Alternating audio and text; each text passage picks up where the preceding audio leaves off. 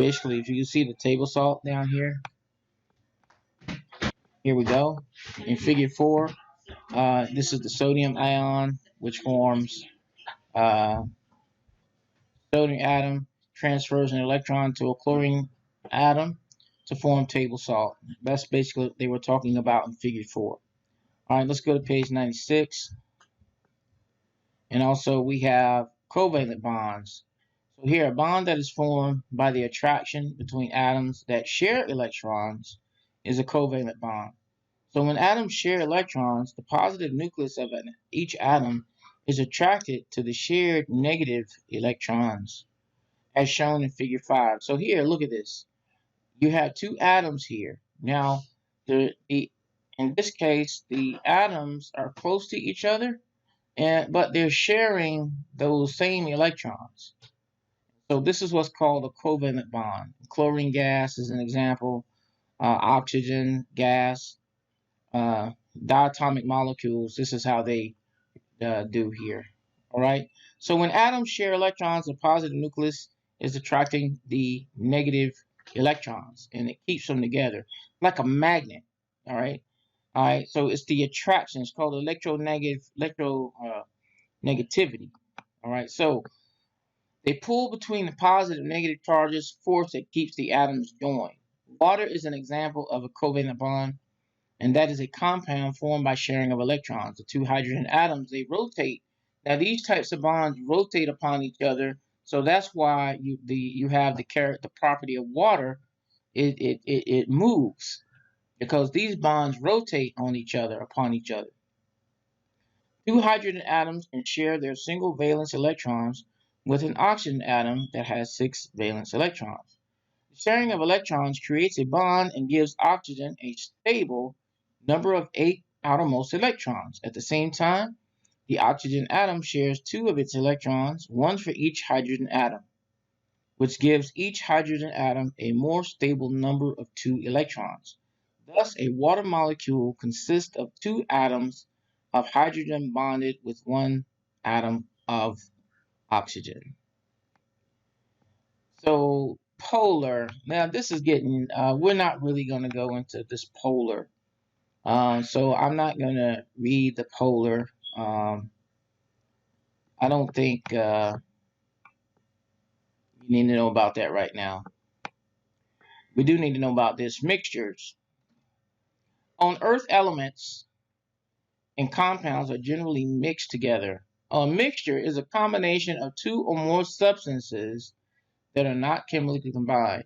The substances that make up a mixture keep their individual properties. Therefore, unlike a compound, a mixture can be separated into its parts by physical means. For example, you can use a magnet to separate a mixture of powdered sulfur and iron filings.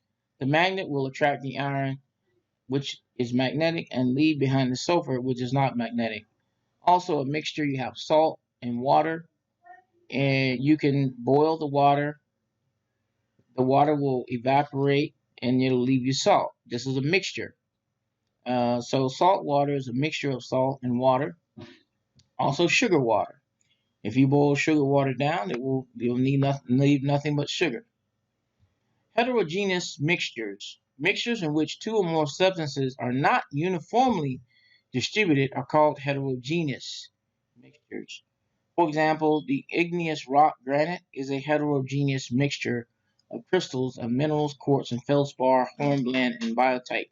What happens in a heterogeneous mixture is that you have a mixture and you can see the different parts of that mixture. So I can't example of a liquid, but they used an example of a rock. You see all different types of rocks, particles inside that rock. That's heterogeneous. Homogeneous mixtures is the same throughout, same composition and properties throughout the substance. So in chemistry, the word homogeneous means having the same composition and properties throughout. A homogeneous mixture of 2 or more substances that are uniformly dispersed throughout the mixture is a solution, such as salt water, such as sugar water or seawater. Any part of a given sample of the solution, known as seawater, for example, we have the same composition. Sodium chloride, along with many other ionic compounds, is dissolved in seawater.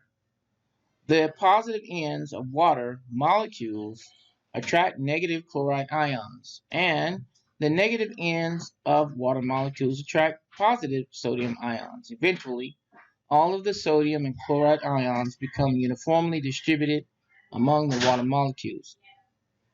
Gases and solids can also be solutions. An alloy is a solution composed of two or more metals.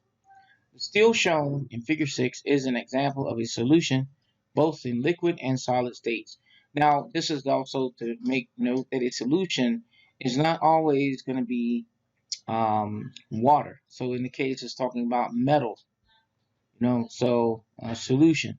So a solution again is going to be a homogeneous mixture of two or more substances that are uniformly dispersed throughout the mixture is a solution. So it doesn't necessarily mean it's going to be liquid. It can be a solid as well. All right, so that brings us to the end on page 98. We have the key idea questions, define the term compound. You can go back to the pages, determine the number of each type of atom in the following chemical formula. So we have carbon, hydrogen, and oxygen. There are 3 types of atoms, and there are 6, 12, and 6 oxygen. So look at the subscript. Explain why atoms join to form molecules. It has something to do with the valence electrons. You have to read that in the section. Describe the difference between ionic and covalent bonds. You can look that up in the pages here. Explain why a water molecule has polar covalent. Number 5, you don't have to do. Why water molecule has a polar. So we didn't do the polar covalent bond because that's not necessary. I don't think that's a little too advanced right now.